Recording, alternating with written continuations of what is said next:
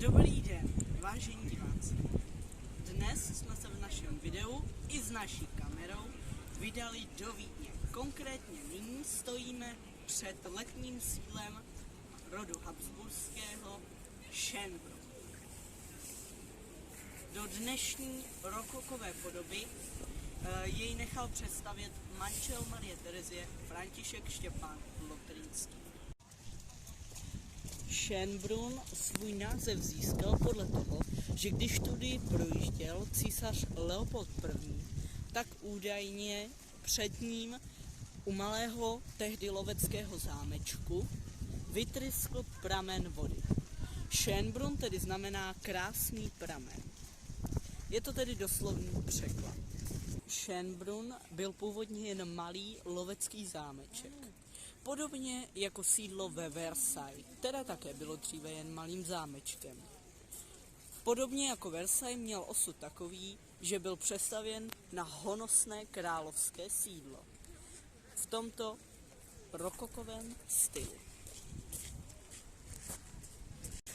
Schönbrunn je také obohacen bohatými zahradami. Nyní se nacházíme před takzvaným domem svatého Štěpána, což je vídeňská katedrála zasvěcená svatému Štěpánovi, který je i patronem tohoto města. Katedrála je postavená v gotickém stylu a tato věž, která se nachází přímo za námi, je údajně prokletá. Údajně byla postavena s pomocí ďábla. Co je na tom pravdy, nevíme, jsou to jenom legendy. Ovšem můžeme si říct, ale je tady krásně.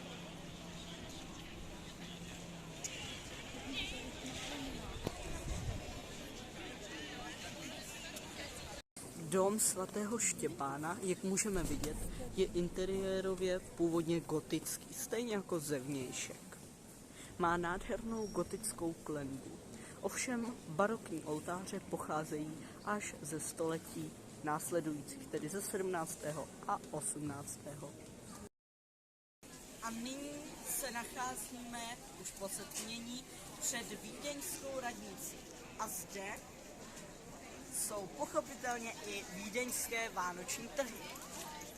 Nádherná atmosféra.